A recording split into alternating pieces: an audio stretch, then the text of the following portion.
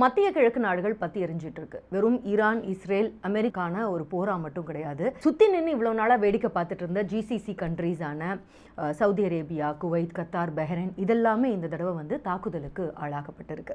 சரி, எங்கேயோ மத்திய கிழக்கு நாடுகளில் தானே பிரச்சனை, நமக்கு என்ன, நம்ம இங்கே சேஃபாக இருக்கோம், அதை பற்றி நமக்கு என்ன அப்படின்னு நம்ம யோசிக்கலாம் அப்படின்னா அது முடியாது. ஏன்னா அங்கே நடக்கிற பிரச்சனையோட தீவிரம் அப்படின்றது, அதோட கான்சிக்வன்ஸ் அப்படின்றது நம்ம வீட்டு கிச்சன் வரைக்கும் வந்துருச்சு. ஏன்னா எல்பிஜி சிலிண்டர் தட்டுப்பாடு, அப்புறம் ஒரு பக்கம் க்யூவாக நின்றுட்டு இருக்கு பெட்ரோல் பங்க்கில் அப்படின்னுட்டு இங்கே நம்மளோட வீட்டு சமையல் அறை வரைக்குமே அந்த மத்திய கிழக்கு நாடுகள் நடந்துட்டு இருக்க பிரச்சனை அப்படின்றது வந்ததுக்கு அப்புறமா இனியும் நம்ம வந்து அங்கே என்ன நடந்தால் என்ன அப்படின்னு இருக்க முடியாது இல்லையா? ஸோ அங்கே என்ன நடக்குது அப்படின்ற தெரிஞ்சுக்க வேண்டிய கட்டாயத்துக்கு நம்ம எல்லாருமே ஆளாகியிருக்கோம். அதனால தான் இந்த வீடியோ. இந்த மிடில் ஈஸ்ட் கண்ட்ரீஸ், மத்திய கிழக்கு நாடுகளில் அப்படி என்னதான் பிரச்சனை அப்படின்னா என்னதான் பிரச்சனை? எஸ், தோண்ட தோண்ட குறையாத, அள்ள அள்ள எடுத்தாலும் குறையாத அளவுக்கு எண்ணெய் மத்திய கிழக்கு பகுதிகளில் இருக்குது. பொதுவாக அந்த மத்திய கிழக்கு நாடுகள் அப்படின்னு சொல்கிறோம் இல்லையா, இந்த அரேபியா கண்ட்ரீஸ் அப்படின்னு.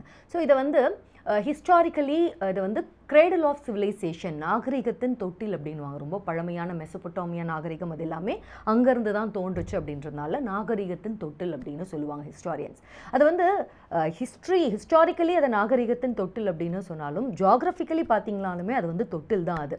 இது வந்து எண்ணெய் தொட்டில் அப்படின்னு சொல்லலாம். இதுக்கான காரணம் என்ன அப்படின்னு பார்த்தீங்கன்னா, அந்த அரேபிய பாலைவனம் இருக்கு இல்லையா, மத்திய கிழக்கு நாடுகளுடைய மெஜாரிட்டியாக இருக்கிறது பாலைவனம், டெசர்ட் ஏரியா. இப்போ அந்த பாலைவனம் அப்படின்றது மில்லியன் வருஷங்களுக்கு முன்னாடி இன்னைக்கு பாலைவனமாக தூர்ந்து போயிருக்கிற இந்த நிலங்கள் எல்லாமே ஒரு காலத்தில் வந்து கடலாக இருந்துதான். ஸோ அங்கே இருக்க அந்த கடலில் இருக்க உயிரினங்கள் இது எல்லாமே வந்து இறந்ததுக்கு அப்புறமா அந்த படிமங்கள்லாம் சேர்ந்து ஒரு தொட்டில் மாதிரியாகி அதனால அந்த டெபாசிட்ஸ்னால அந்த படிமங்கள்லாம் இன்னைக்கு சேர்த்து வச்சு தான் அள்ள குறையாத எண்ணெயாக மாறி இருக்கு அப்படின்றாங்க. ஸோ மத்திய கிழக்கு நாடுகளுடைய எண்ணெய் வளத்துக்கு காரணம் என்ன அப்படின்றத நான் உங்களுக்கு இன்ட்ரோடக்ஷன்லேயே சொல்லிட்டேன். ஸோ இந்த மத்திய கிழக்கு நாடுகளில் எண்ணெய் வளம் அப்படின்றது எப்போவுமே இருந்தது. ஆனால் இப்படி ஒரு எண்ணெய் வளம் இருந்தது அப்படின்றது அந்த நாடுகளுக்கு எப்போ தெரிய வந்தது, அதன் மூலமாக நடந்த மாற்றங்கள் என்ன, எப்படி வந்து அவங்க எப்படி இருந்தனா இப்படி ஆயிட்டா அப்படின்ற மாதிரியான உலக பெரும் பணக்காரர்கள் அப்படின்ற பிரதேசமாக வந்து இந்த பிரதேசம் இங்கே கல்ஃப் கண்ட்ரீஸில் இருக்கவங்களாம் எப்படி மாறினாங்க அப்படின்றத பார்க்க போகிறோம். அதே மாதிரி இந்த ஹிஸ்ட்ரியை பார்க்கும்போது இந்த உலகத்தோட இம்பீரியல் பவர்ஸாக 18வது 19வது நூற்றாண்டில் இந்த உலகத்தோட இம்பீரியல் பவர்ஸாக இருந்த Britain, France, America, Russia, so இந்த நாடுகள்லாம் வந்து இந்த பிரதேசத்தை எப்படியெல்லாம் துண்டாடுனாங்க, எப்படி அவங்க இஷ்டம் போல் பவர் பாலிட்டிக்ஸ்க்கு இந்த மத்திய கிழக்கு பிரதேசத்தை வந்து அவங்க உபயோகப்படுத்திக்கிட்டாங்க, அப்புறம் கொஞ்சம் கொஞ்சமாக ஒவ்வொருத்தராக எப்படி இதிலிருந்து வெளியேற்றப்பட்டாங்க அப்படின்றதையும் பார்க்க போகிறோம். ஸோ அதெல்லாம் பார்க்கும்போது இன்னொரு நாட்டை பற்றி நம்ம பேசியாகணும். எஸ், எப்போல்லாம் எண்ணெயை பற்றி பேசுகிறோமோ அப்போல்லாம் அமெரிக்காவை பற்றி பேசணும் இல்லையா?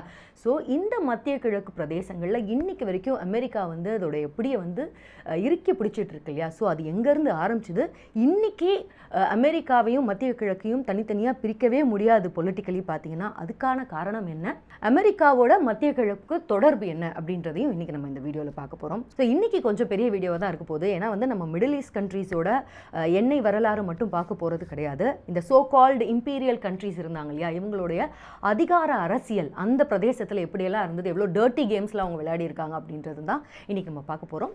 வணக்கம் கண்மணிகளே, நான் சரண்யா துராடி. வீடியோக்கு போகலாம். சரி, ஆரம்பிக்கலாமா? இப்போ ஆரம்பிக்கிறதுக்கு முன்னாடி இன்னொரு விஷயத்த சொல்லிடுறேன். இப்போ இந்த வீடியோ பூராவே வந்து நம்ம மிடில் ஈஸ்ட் கண்ட்ரீஸை பற்றி தான் பார்க்க போகிறோம் அப்படின்னு சொன்னேன் இல்லையா? அதுக்கு முன்னாடி மிடில் ஈஸ்ட் கண்ட்ரீஸ் அப்படின்னா என்ன அப்படின்னு தெரியாதவங்களுக்காக ஒரு சின்ன இன்ட்ரோடக்ஷன். இந்த மத்திய கிழக்கு நாடுகள் அப்படின்றது என்னென்னா, ஈஸியாக சொல்லணும்னா ஒரு மேப்பை பொறுத்த வரைக்கும் இதுதான் அப்படின்னு வந்து குறிப்பிட்டு சொல்ல முடியாது. அதில் வந்து ஒரு 16லேருந்து 18 கண்ட்ரீஸ் வரைக்கும் இருக்கும் ஒரு மேப்பில் பார்த்தீங்கன்னா மத்திய கிழக்காக இருக்கிறது.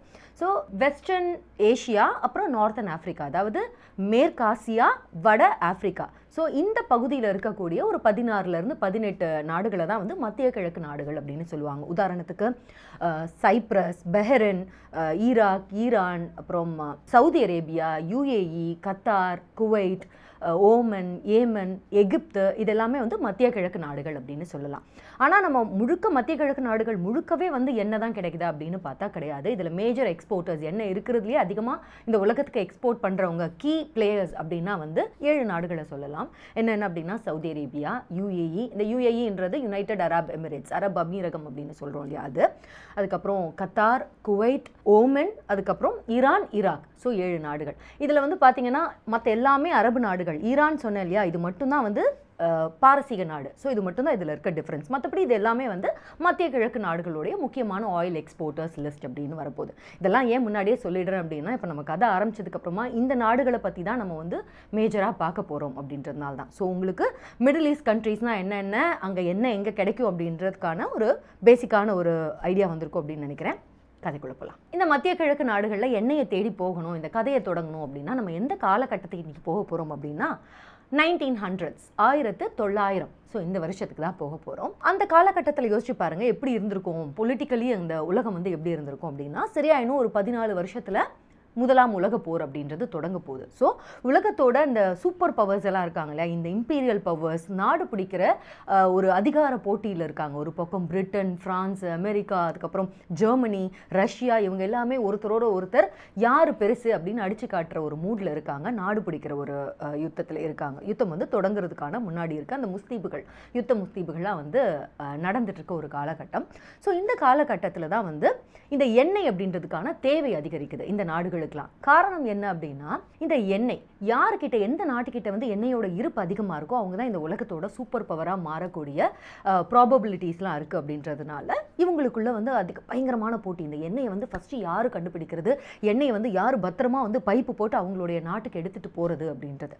ஸோ இந்த மாதிரியான ஒரு காலகட்டத்தில் அங்கங்கே வந்து பல நாடுகளில், அவங்கவுங்க நாட்டில் மட்டும் இல்லை, உலகம் பூரா இருக்க நாடுகளில் போய் இந்த இம்பீரியல் பவர்ஸ் வந்து எண்ணெயை தேடுற ஒரு போட்டியில் இருக்காங்க. ஸோ இந்த காலகட்டத்தில் தான் மிடில் ஈஸ்டில் வந்து எண்ணெயை தேடி கொஞ்சம் கொஞ்சமாக இவங்க வந்து மிடில் ஈஸ்ட் பக்கம் இந்த நாடுகளுடைய கவனம் அப்படின்றது திரும்புது. ஸோ 20ஆம் நூற்றாண்டு தொடங்கி வருஷம் 1901 ஆண்டு வில்லியம் டார்சி அப்படின்ற ஒரு கோல்டு மைனர் நம்ம கதைக்குள்ள வராரு. இப்போ வந்து இவர் வந்து கோல்டு மைனர், தங்கம் எங்கெல்லாம் இருக்குது அப்படின்னு உலகம் பூரா வந்து தேடி திரியிறவர்.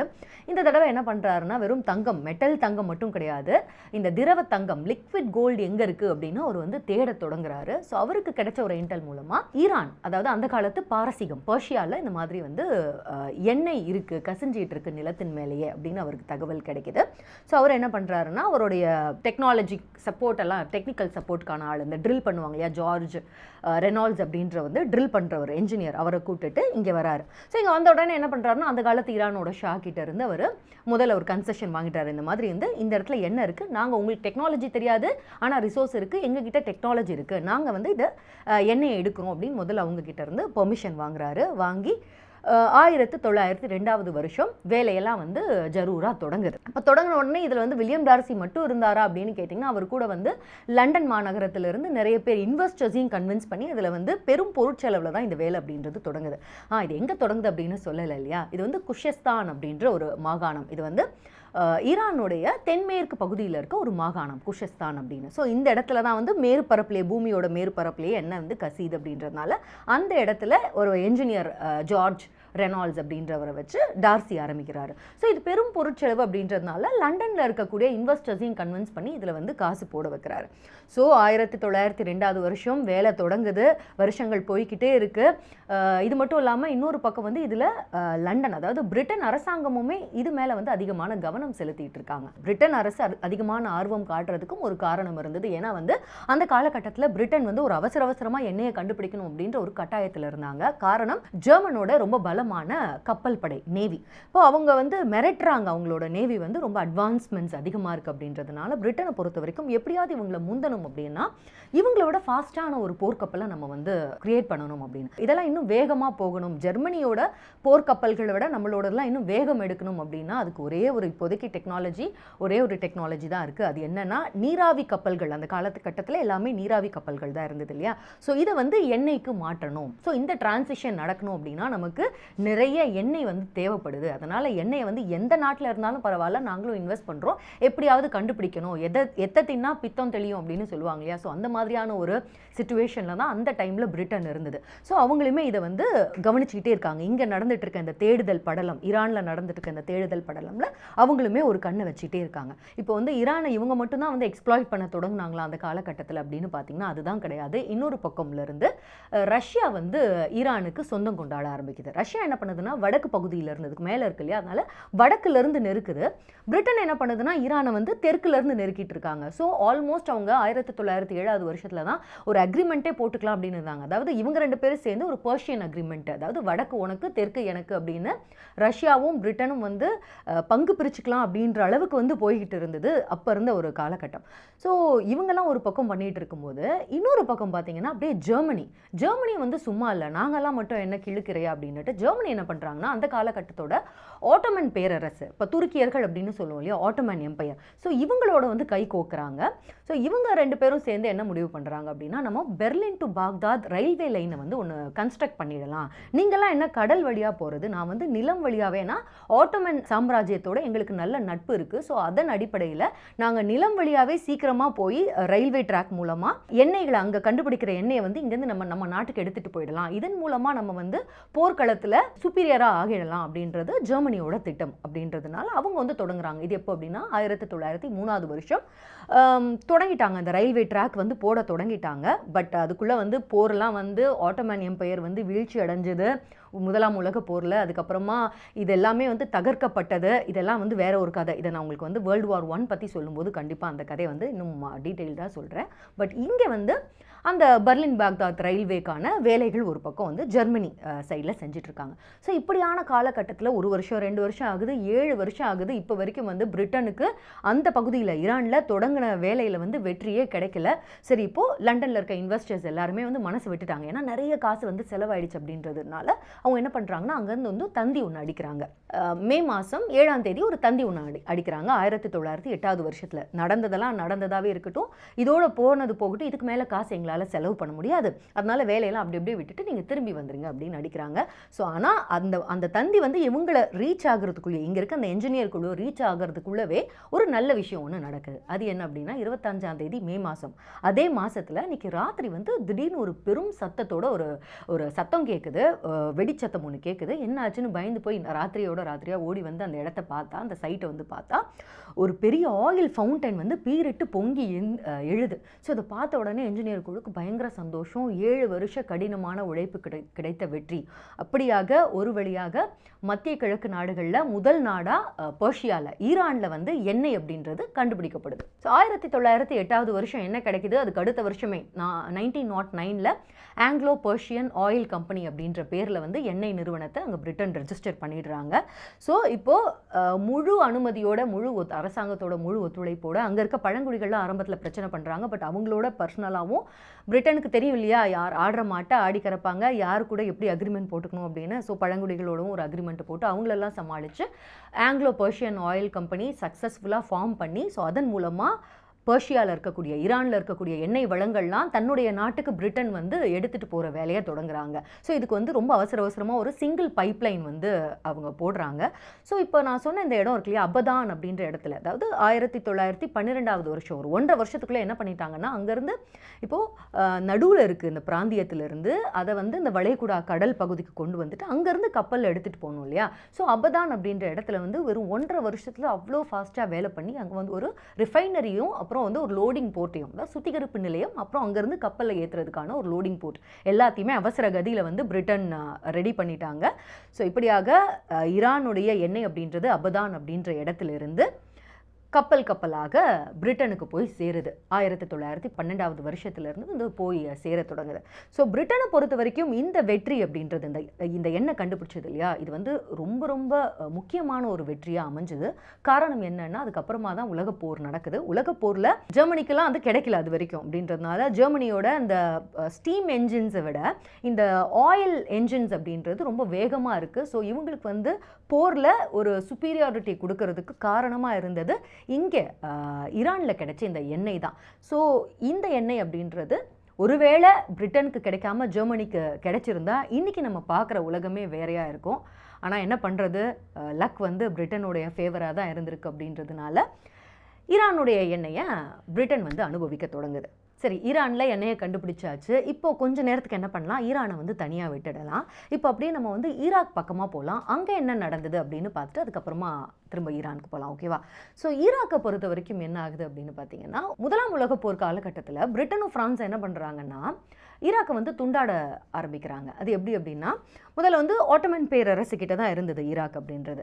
இப்போ என்ன பண்ணுறாங்கன்னா, அரேபியர்கள் கிட்ட இருந்து ஒரு அக்ரிமெண்ட் வந்து பர்சனலாக போட்டுட்டாங்க. பிரிட்டன் வந்து என்ன பண்ணுதுன்னா, நீங்கள் எங்களுக்கு ஹெல்ப் பண்ணீங்க, அரேபியர்கள் எங்களுக்கு ஆலிஸாக வந்தீங்க அப்படின்னா உலகப்போர்லாம் முடிஞ்சதுக்கு அப்புறமா இந்த இடங்களெல்லாம் விடுவிச்சு உங்ககிட்டயே கொடுத்துட்றோம் அப்படின்னு அரேபியர்களுக்கு ஒரு ப்ராமிஸ் ஒன்று பண்ணுறாங்க, ஒரு வாக்கு ஒன்று கொடுக்குறாங்க.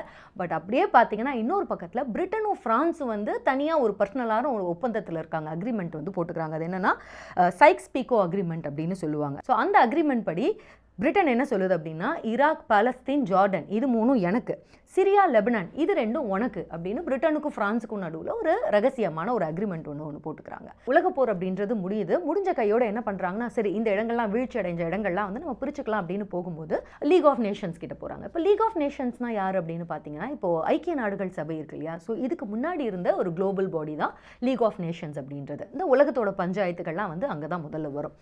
ஸோ இதுக்கு நடுவில் வந்து ஒரு குட்டி கலாட்டா ஒன்று பிரிட்டன் பண்ணுது, அதையும் சொல்லிடுறேன். ஈராக் வந்து முக்கியமான 3 பிராந்தியங்கள் சொல்லுவாங்க. அது என்னென்னா வந்து மொசூல், பஸ்ரா, பாக்தாத். இப்போ பஸ்ரா அப்படின்ற பிராந்தியத்திலிருந்து அவங்க குவைத் இருக்கு இல்லையா, அந்த குட்டி நாடு குவைத், அதை வந்து தனியாக பிரிச்சுட்டாங்க. ஸோ பஸ்ரா அப்படின்றது வளமான குவைத்தை வந்து தனி நாடாக பிரித்து, நீ வந்து இப்போது ஈராக்கோட சம்மந்தம் கிடையாது, பழைய மெசபொட்டோமியாவுக்கும் உனக்கும் சம்மந்தம் கிடையாது, இனிமேல் நீ வந்து சுதந்திர நாடு அப்படின்னு சொல்லாலும் பிரிட்டனுடைய காலனி அப்படின்னு அங்கே ஒரு குட்டி கலாட்டாவை பண்ணிட்டாங்க போகிறதுக்கு முன்னாடி.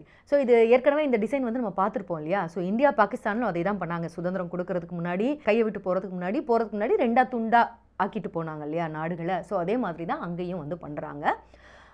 ஸோ இப்போது இந்த நாடுகளெல்லாம் பிரிக்கலாம், நாடு பிரிக்கிற வேலைக்கு போகலாம் அப்படின்னு பார்க்கும்போது லீக் ஆஃப் நேஷன்ஸ் என்ன சொல்லுது அப்படின்னா, முதல்ல பிரிட்டனும் ஃப்ரான்ஸும் இந்த பிராந்தியத்திலேருந்து கொஞ்சம் தள்ளி நில்லுங்க, இதை வந்து நீங்கள் டைரெக்டான உங்கள் கண்ட்ரோலில் வந்து எடுக்கக்கூடாது, இந்த பிரதேசங்களில் வந்து தனியான ஒரு கவர்மெண்ட் வந்து ஃபார்ம் பண்ணுறதுக்கு நீங்கள் தான் உதவணும் அப்படின்னு ஒரு ஆணையை வந்து பிறப்பிச்சிடுறாங்க. இவ்வளோதான விஷயம், தாராளமாக பண்ணிடலாமே அப்படின்னு பிரிட்டன் என்ன பண்ணுறாங்க அப்படின்னா, லார்ட் கர்சன் அவங்களுடைய தலைமையில் வந்து உங்களுக்கு ஒரு கவர்மெண்ட் இருக்கணும் அப்படின்றது அவ்வளோதானே அப்படின்றதுனால என்ன பண்ணுறாங்கன்னா, இவங்க பேச்சை கேட்குற மாதிரியான ஒரு பொம்மை கவர்மெண்ட், இதை வந்து அரேபியன் ஃபசாட் அப்படின்னு சொல்லுவாங்க, அரேபிய முகப்பு. வெளியிலேருந்து பார்க்கும்போது வந்து அரேபியர் இவங்களே வந்து தாங்களே ஆட்சி செய்கிற மாதிரி தான் இருக்கும். பட் உள்ளுக்குள்ளே பார்த்தீங்கன்னா இவங்க வச்ச பொம்மை தான், பப்பெட் தான் இவங்க அப்படின்றது வந்து தெரியும். அட்மினிஸ்ட்ரேஷன் எல்லாமே வந்து பிரிட்டன் தான் செய்யும். ஸோ இந்த மாதிரியான ஒரு செட்டப் வந்து பண்ணுறாங்க. இதுக்கு இவங்க யாரை வந்து செலக்ட் பண்ணுறாங்க அப்படின்னு பார்த்தீங்கன்னா, ஷெரீஃப் ஹுசைன் அப்படின்றவர்.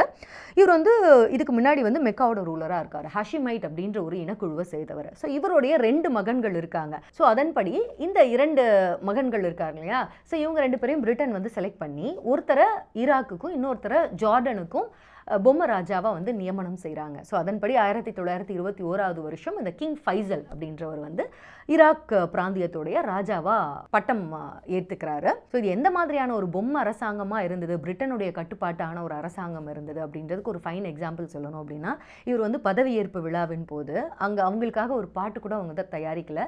அப்போது பிரிட்டனுடைய லாங் லிவ் த கிங் அப்படின்னு ஒரு பாட்டு இருக்கு இல்லையா, நேஷனல் ஆந்தம், அவங்களுடைய தேசிய கீதம் தான் ஈராக்குடைய பட்டமேற்பு விழாலேயே வந்து ஒலிக்க விடப்பட்டது. ஸோ அந்த அளவுக்கு பிரிட்டனுடைய ஒரு நிழல் அரசாங்கம் தான் வந்து ஈராக்கில் நிறுவப்பட்டது. இப்போ இந்த கிங் ஃபைசல் வந்து பொம்மை ராஜாவாக பிரிட்டன் நியமனம் பண்ண கையோடு முக்கியமான ஒரு காரியத்தை செய்கிறாங்க. அதுதான் வந்து 75 வருஷம் வந்து ஃப்ரீயான ஒரு கன்செஷன், எண்ணெய் எடுக்கிறதுக்கான உரிமம் அப்படின்றது வந்து கையெழுத்து வாங்கினாங்க. அதுக்கு தானே அவரை வந்து ராஜாவாகவே போட்டது. ஸோ வந்த காரியத்தை சிறப்பாக இந்த ராஜாவும் செஞ்சிடுறாரு, கையெழுத்து போட்டுடுறாரு.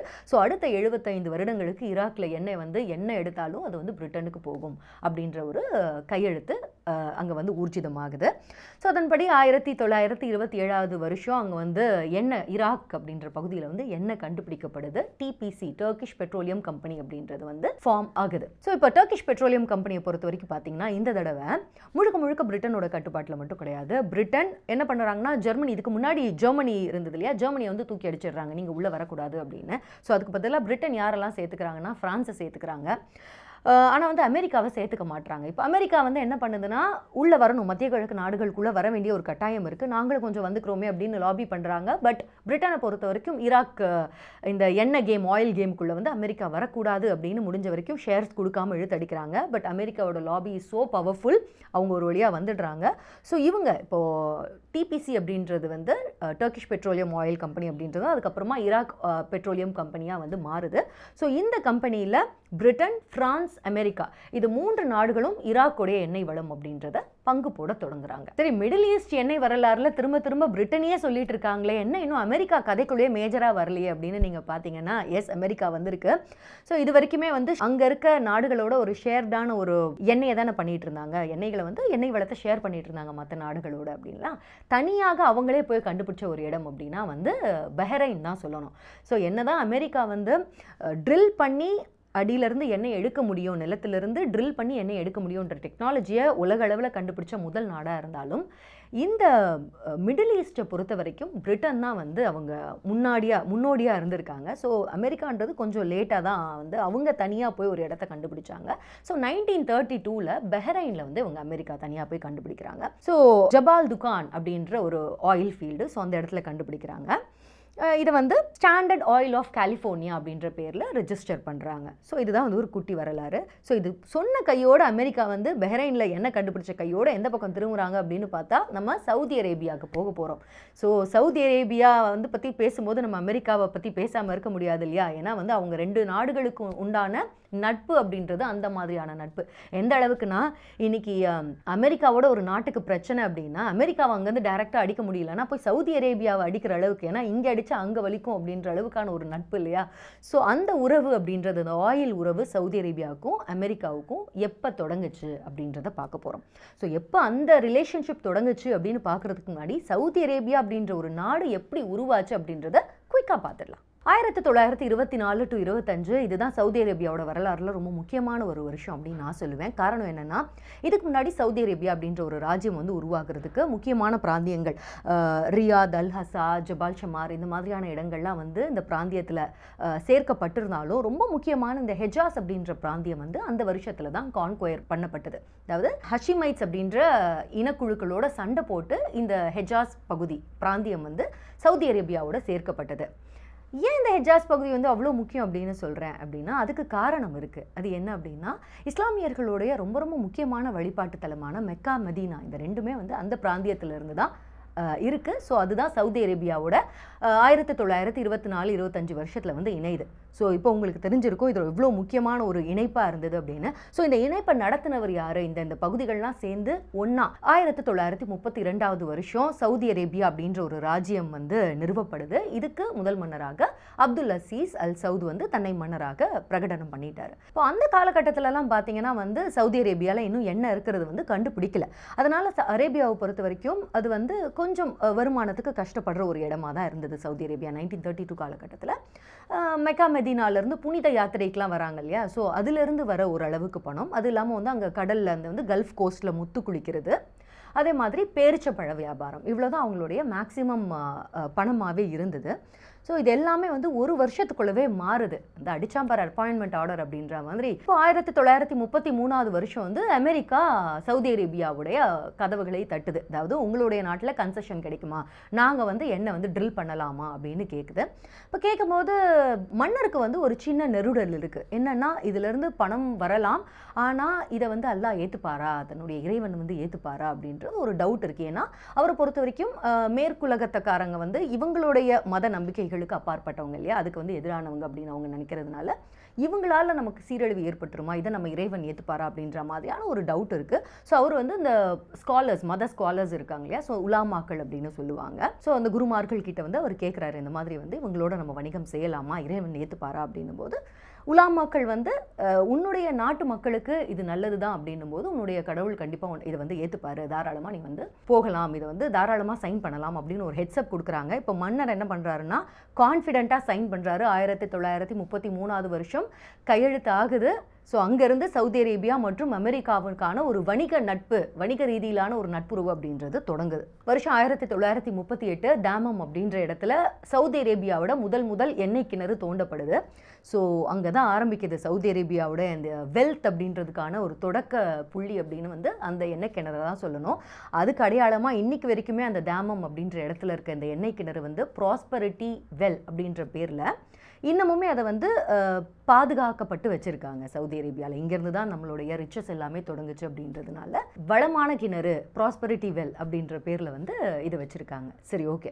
ஸோ 1938 இப்படியாக சவுதி அரேபியாவிலேருந்து எண்ணெய் எடுக்கிறாங்க அமெரிக்காக்காரங்க. என்ன பேரில் அப்படின்னா கலிஃபோர்னியா அரேபியன் ஸ்டாண்டர்ட் ஆயில் அப்படின்ற பேரில், கசோக் அப்படின்ற பேரில் எண்ணெய் கம்பெனி வந்து அவங்க ரெஜிஸ்டர் பண்ணுறாங்க. இதுக்கு ஒரே வருஷத்தில் பார்த்தீங்கன்னா நிலைமையெல்லாம் தலைக்கீழாக மாறுது. இதுக்கு முன்னாடியெல்லாம் நான் சொன்னேன் இல்லையா, ரொம்ப சொற்ப வருமானத்தில் தான் மன்னர் வாழ்ந்தார் அப்படின்னு. ஸோ இப்போ சவுதி அரேபியாவோட நிலைமை அப்படின்றதே தலைக்கீழாக ஆகுது. ஓவர் த பீரியட் ஒரு வருஷத்துலேயே வந்து ஒரு எண்ணெய் டிப்போ ஓப்பன் பண்ணுறதுக்காக மன்னர் வராரு. அவருடைய கைகளாலே வந்து வால்வை வந்து ஓப்பன் பண்ணுறதுக்காக வராரு தெஹ்ரான் அப்படின்ற ஒரு பாலைவனத்தில். 1939 வருஷத்தில் 400 சொகுசுக்கார்களுடைய ஊர்வலத்தோட வந்து ராஜா வந்து மன்னர் வந்து அந்த வால்வை வந்து திறந்து வைக்கிறாராம். அப்போனா யோசிச்சு பாருக்கோங்க, அந்த எண்ணெய் ஆயில் மணி அப்படின்றது என்ன மாதிரியான ஒரு வளத்தை சவுதி அரேபியாவுக்கு கொடுத்துருக்கோம் அப்படின்னு. இப்படியாக சவுதி அரேபியா அண்ட் அமெரிக்காவுடைய வணிக ரீதியிலான நட்புறவு அப்படின்றது தொடர்ந்துட்டு இருக்கு. சரி, இப்போ சவுதி அரேபியாவோட கதையை பார்த்துட்டோம் இல்லையா, இங்கேருந்து அப்படியே ஈரானுக்கு போகலாம். ஈரான் தான் முதல்ல ஆரம்பித்து வச்சோம், அதை அப்படியே பாதியில் விட்டுட்டு வந்திருக்கோம். இப்போ வந்து ஈரானில் நம்ம, அதாவது பழைய பாரசீகம், பெர்ஷியா, இன்றைய ஈரான், இதில் வந்து 1940 வருஷத்தில் இருக்கோம். ஓகேவா? இந்த காலகட்டத்தில் ஈரான் ஆட்சி செஞ்சுட்டு இருந்தது யார் அப்படின்னு பார்த்தீங்கன்னா ரேசா கான் ஷா பேலவி. இந்த ஷா பேலவி அப்படின்றத பற்றியெல்லாம் நான் உங்களுக்கு ஈரான் பற்றி தனியாகவே ஒரு வீடியோ போட்டிருக்கேன். அதில் வந்து சொல்லியிருப்பேன், ஈரானில் வந்து மக்களாட்சி வர்றதுக்கு முன்னாடி, இப்போ இந்த கொமேனி வந்து வரார் இல்லையா, இதுக்கு முன்னாடி இருந்த கடைசி மன்னர் ஆட்சி, இந்த மன்னர் வம்சம் அப்படின்றது பெஹலவியோட வம்சம். ஸோ இதில் கடைசி மன்னருக்கு அப்பா முன்னாடி இருந்த மன்னர் தான் ரேசா கான் பேலவி. இப்போ இவருடைய காலகட்டம், இவரை பொறுத்த வரைக்கும் ரொம்பவே ஒரு வெஸ்டர்னான ஒரு மன்னனாக இருக்கார். வெஸ்டர்ன் நட்பு வந்து நிறைய மேற்குலக நட்புகள் வந்து அவருக்கு நிறைய இருக்குது. ஸோ இந்த மன்னருக்கு பிரிட்டன் மேலே என்னதான் வந்து ஒரு பெரிய நட்பெல்லாம் இருந்தாலும் அதை வச்சு அவருடைய ஈரான் முழுக்க வந்து நிறைய ஒரு மாடர்னான ஒரு சிட்டியாக வந்து மாடர்னைசேஷன் ஆகணும், பெண்களுக்கு வந்து உரிமையெல்லாம் நிறைய கொடுக்கணும், இந்த மாதிரி மேற்குலகம் மாதிரி வந்து நம்மளோட நாடும் ஆகணும் அப்படின்ற ஒரு எத்தனிப்பெல்லாம் இருந்தாலும் ஒரு பக்கம் பிரிட்டனுடைய ஒரு நல்ல ஒரு உறவில் இருக்கார். ஆனால் இன்னொரு பக்கம் பிரிட்டன் மேலே ஒரு சின்ன ஒரு கசப்புணர்வு அப்படின்றது அடியில் வந்து ஒரு கங்காக இருந்துக்கிட்டே இருக்குது. அவரை பொறுத்த வரைக்கும் இங்கேருந்து எடுக்கப்படுற எண்ணெய் வளங்கள் வந்து சரியாக எனக்கு வந்து பிரித்து கொடுக்கல. இதில் வந்து அவருக்கு ஒரு கான்ஃப்ளிக்ட் இருந்துக்கிட்டே இருக்குது. இப்போ என்ன பண்ணுறாருன்னா, ஒரு பக்கம் பிரிட்டன், அமெரிக்கா இவங்களுடைய உறவு இருந்தாலும் இன்னொரு பக்கம் என்ன பண்ணுறாருன்னா ஜெர்மனியோட, ஹிட்லரோட ஒரு பேச்சுவார்த்தைக்கான வந்து எத்தனைப்புகளில் வந்து பண்ணிகிட்டு இருக்காரு. இப்போ இந்த விஷயம் வந்து பிரிட்டனுக்கு தெரிய வருது. பிரிட்டன் வந்து சும்மா இருக்குமா?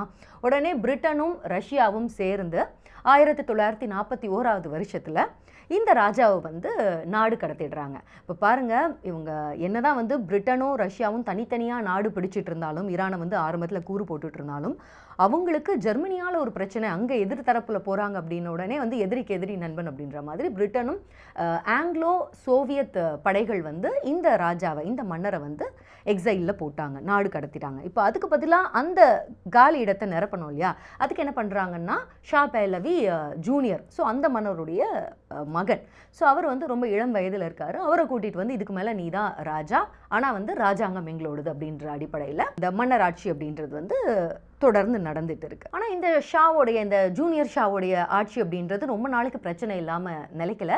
1951 ஒரு பிரச்சனை ஒன்று வருது. அது என்னன்னா நேஷனல் ஃப்ரண்ட் அப்படின்ற ஒரு பார்ட்டி, அதிலிருந்து ஒரு புரட்சியாளர் ஒருத்தர் வந்து மக்களுக்காக குரல் கொடுக்குறாரு.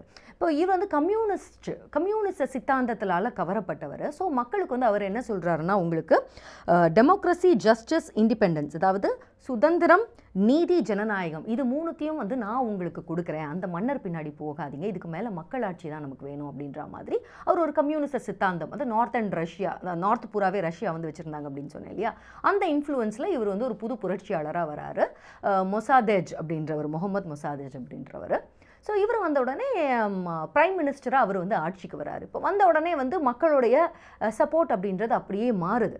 மக்களை பொறுத்த வரைக்கும் இந்த பிரைம் மினிஸ்டருக்கு, புதுசாக வந்தது பிரைம் மினிஸ்டருக்கு தான் சப்போர்ட் பண்ணுறாங்க. மன்னருக்கான ஒரு சப்போர்ட் அப்படின்றது மக்கள்கிட்ட இருந்து குறையுது அப்படின்னு சொல்கிறத விட, திடீர்னு எல்லாரும் சேர்ந்து ஒரு கம்யூனிஸ்ட் ஒரு ஸ்டேட்டாக மாறுற மாதிரியான ஒரு புரட்சியை வந்து உண்டு பண்ணுறாங்க. எந்த அளவுக்குன்னா, அங்கேருந்து அந்த ஆங்கிலோ ஈராக்கி பெட்ரோலியம் கம்பெனி இருக்கு இல்லையா, ஸோ அங்கே இருந்த முக்கியமான ஒரு இடம் அப்படின்னா வந்து அபதான், தெஹரான், இது ரெண்டுத்துலேயும் வந்து அந்த எண்ணெய் கிணறெல்லாம் இருக்கும். ஸோ அந்த இடத்தெல்லாம் போய் அவங்க பிரச்சனை பண்ணுறாங்க. அங்கெல்லாம் இருக்கிற பிரிட்டிஷர், அங்கே இருக்க குடும்பங்கள், அவங்களெல்லாம் வந்து காலி பண்ண சொல்கிறாங்க, இடத்த காலி பண்ண சொல்கிறது.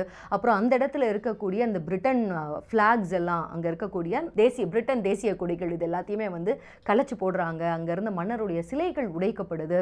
அதுக்கப்புறம் இந்த போராட்டத்தில் ஒரு 10 பேர், இந்த கலவரத்தில் வந்து ஒரு 10 பேர் கொல்லப்படுறாங்க. ஸோ அங்கே இருந்த பிரிட்டன்காரங்களுக்கெல்லாம் ரொம்பவே பயந்துட்டாங்க. வேறு வழியே இல்லை, நிலைமையெல்லாம் தலைகீழாக மாறுது. ஸோ அங்கேருந்து வந்து கூட்டமாக அங்கே தங்கியிருந்த பிரிட்டன் குடும்ப குடும்பத்தினர் எல்லாமே வந்து கூட்டமாக கப்பலை பிடிச்சி அங்கேருந்து ஈரானை விட்டு கிளம்புறாங்க. இங்கே நடக்கிற அந்த புரட்சிக்கு பயம் கொண்டு அங்கேருந்து கிளம்ப தொடங்குறாங்க. ஸோ அப்படியாக இந்த 50 வருஷ ரிலேஷன்ஷிப் அப்படின்றது வந்து ஈரானுக்கும் பிரிட்டனுக்குமான 50 வருஷ ரிலேஷன்ஷிப் வந்து ஆல்மோஸ்ட் முடிவுக்கு வரப்போகுது. புதிய பிரைம் மினிஸ்டர் முகமது மொசாதெக் வந்து என்ன பண்ணுறாருன்னா, முக்கியமாக ஈரானிய எண்ணெய் ஈரானியர்களுக்கே அப்படின்ற ஒரு முழக்கத்தை முன்னெடுக்கிறாரு. முன்னெடுத்ததோடு மட்டும் இல்லாமல் ஈரானிய எண்ணெயை வந்து ஈரானிய எண்ணெய் கார்பரேஷன் எல்லாம் வந்து தேசியமயமாக்கிடுறாரு. ஸோ இப்போ என்ன ஆயிடுச்சுன்னா, மொத்தமாக தேசியமயமாகின உடனே லண்டனுக்கு இங்கிலாந்துக்கு வந்து என்ன பண்ணுறதுனே தெரியல, வேறு வழி இல்லாமல் நடைய கட்டிட்டு போயிட்டாங்க. ஏன்னா எங்கே பார்த்தாலும் வந்து மக்களோட மனசில் பிரிட்டனுக்கு எதிரான ஒரு மனநிலையில் இருக்காங்க. 10 பேர் ஏற்கனவே இறந்துட்டாங்க.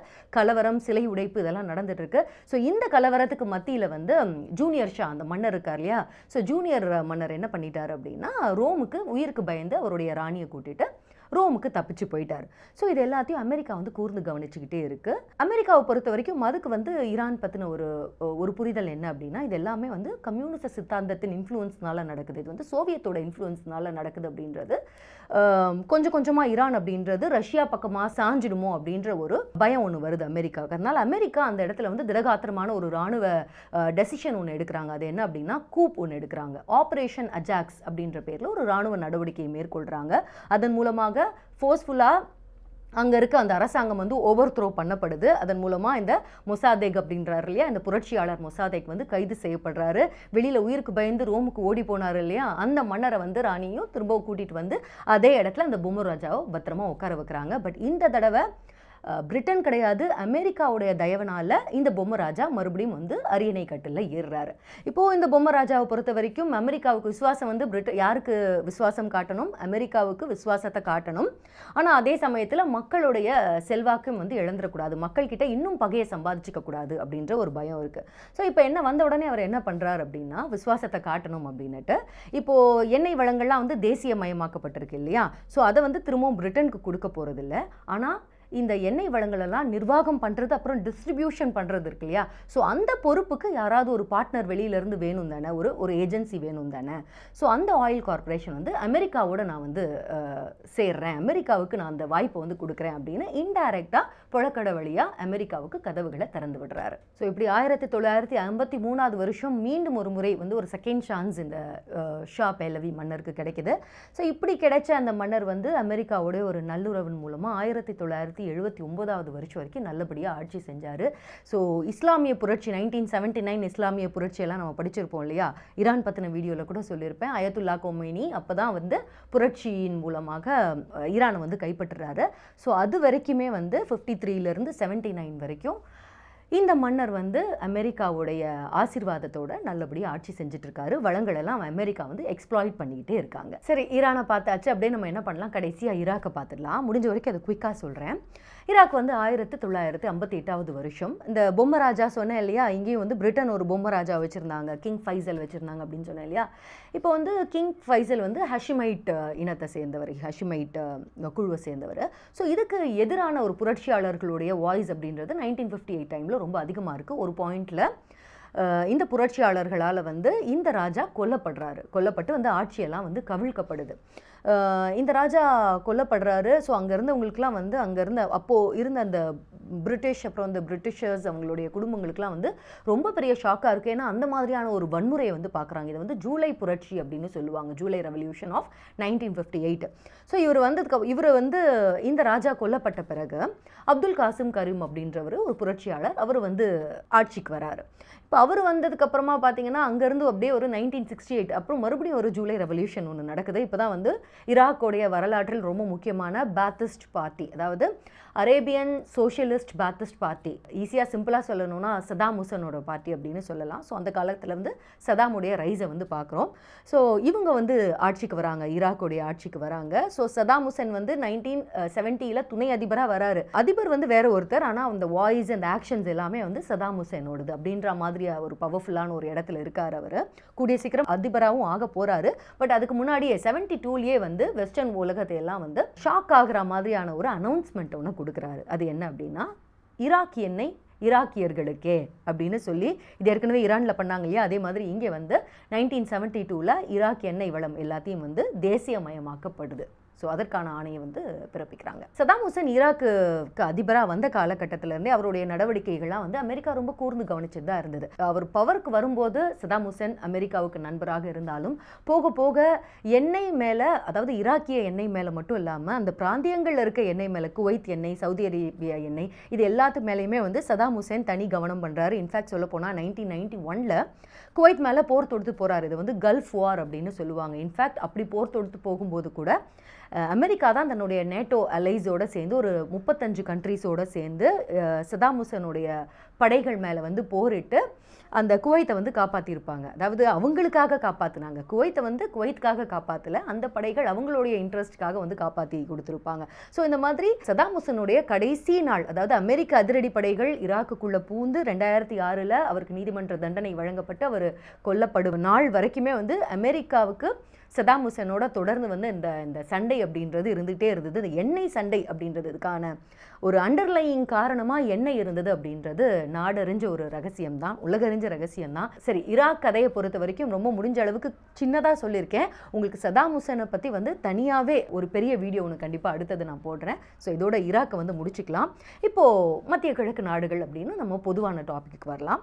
இப்போ நான் சொன்னேன் இல்லையா, இந்த காலகட்டத்திலலாம் வந்து மத்திய கிழக்கு நாடுகள் தன்னுடைய எண்ணெயை வந்து மேக்சிமம் தேசியமயமாக்கம் பண்ணியாச்சு. இந்த காலகட்டத்தில் இன்னும் அவங்களுக்கு வலு சேர்க்கிறதா இருந்த ஒரு ஆர்கனைசேஷன் அப்படின்னா வந்து ஒபேக் தான் சொல்லணும். அதாவது organisation of petroleum exporting countries அப்படின்ற ஒரு கூட்டமைப்பை வந்து அவங்க உருவாக்குறாங்க. இது வந்து ரொம்ப ரொம்ப முக்கியமான ஒரு கூட்டமைப்பாக பார்க்கப்படுது. ஏன்னா இத்தனை நாட்களாக லகான் அப்படின்றது வந்து என்னதான் என்ன அவங்க கிட்ட இருந்தாலும் டெக்னாலஜி அப்படின்றது மேற்குலக நாடுகள் கிட்ட தான் இருந்தது இல்லையா. ஸோ என்னதான் உங்ககிட்ட என்ன இருந்தாலும் அதை வந்து ட்ரில் போட்டு எடுக்கிறதுக்கான டெக்னாலஜி எங்களுக்கு தான் தெரியும் அப்படின்னு. ஏன்னா மிடில் ஈஸ்டில் இருக்கிறவங்களை பொறுத்த வரைக்கும் அந்த டெக்னாலஜியில் அவங்களுக்கு வந்து பெரிய இதுவாக வரலை அப்படின்றதுனால அவங்க கிட்ட தான் லகான் இருந்தது. அந்த எண்ணெய் எவ்வளோ எடுக்கிறது, அந்த எண்ணெய்க்கான ப்ரைஸ் எவ்வளோ, ஒரு பேரலுக்கான ப்ரைஸ் எவ்வளோ, எல்லாமே வந்து பெட்ரோலியம் வாங்கக்கூடிய கண்ட்ரீஸ் தான் வந்து முடிவு பண்ணிட்டு இருந்தாங்க. ஸோ இது 1960 வருஷம் ஒபேக் அப்படின்ற ஒரு கூட்டமைப்பு வந்து உருவாக்கப்படுது. இதோட ஃபவுண்டிங் கண்ட்ரீஸ் 5 அப்படின்னு சொன்னோம்னா முதல்ல வெனிசுவேலா. இதில் வெனிசுவேலா மட்டும்தான் வந்து மிடில் ஈஸ்டில் இல்லாத ஒரு கண்ட்ரி. அது வந்து ரொம்ப முக்கியமான மேஜரான ஆயில் எக்ஸ்போர்ட்டர் இல்லையா. ஸோ அவங்க, அதுக்கப்புறம் Iran, Iraq, Saudi Arabia, Kuwait. So இந்த 5 கண்ட்ரீஸ் தான் வந்து சேர்ந்து முதல்ல இந்த ஒபேக் அப்படின்ற கூட்டமைப்பை உருவாக்குறாங்க. ஸோ அதுக்கப்புறமா இன்னும் கொஞ்சம் வருஷம் கழித்து ஓஏபேக் அப்படின்னு ஒன்று உருவாக்குனாங்க. அதாவது அரேபிய நாடுகள் இருக்கு இல்லையா, பெட்ரோல் உற்பத்தி செய்யக்கூடிய அரேபிய நாடுகள் மட்டும் தனியாக சேர்ந்து, ஸோ அவங்களும் சேர்ந்து ஒரு கூட்டமைப்பை வந்து உருவாக்குனாங்க. ஸோ அதோட அடிநாதம் என்னவா இருந்தது அப்படின்னா அரேபிய பெட்ரோல் அரேபியர்களுக்கே அப்படின்றது தான். ஸோ எது எப்படியோ இந்த ஒபேக்கோட ஃபார்மேஷன் அப்படின்றது இந்த ஆயில் எக்ஸ்போர்ட்டிங் கண்ட்ரீஸ்க்கு வந்து மிகப்பெரிய ஒரு பலமாக இருந்தது அப்படின்றது தான் உண்மை. இந்த ஒபேக் கண்ட்ரீஸோட முக்கியமான ஒரு வேலை என்னவா இருந்தது அப்படின்னா வந்து ப்ரொடக்ஷன் அண்ட் ப்ரைஸிங், இது ரெண்டுத்தையும், அதாவது எந்த அளவுக்கு எண்ணெய் வந்து எந்த நாட்டில் நாங்கள் எவ்வளோ எண்ணெய் எடுக்கணும் அப்படின்றதையும், எவ்வளோ எண்ணெய் விற்கணும், எவ்வளோ ரூபாய்க்கு விற்கணும் அப்படின்றதையும் வந்து எவ்வளோ அமௌண்ட்டுக்கு வந்து விற்கணும் அப்படின்றதையும் முடிவு பண்ணுறது நாங்கள் தான் அப்படின்றது. அதாவது இத்தனை நாட்களாக யார் எண்ணெய் எடுத்தாங்களோ அவங்க தான் எல்லாத்தையுமே முடிவு பண்ணிட்டு இருந்தீங்க. இப்போத்துலேருந்து இந்த ஒபேக் கூட்டமைப்புக்கு அப்புறமா ஒவ்வொரு நாட்டுக்கான கோட்டா எவ்வளோ ரூபாய்க்கு நாங்கள் வந்து இதை விற்க போகிறோம் அப்படின்றது எல்லாத்தையுமே வந்து ஒபேக் நாடுகள் தான் முடிவு பண்ணும் அப்படின்ற மாதிரியான ஒரு தீர்மானம் நிறைவேற்றப்படுது.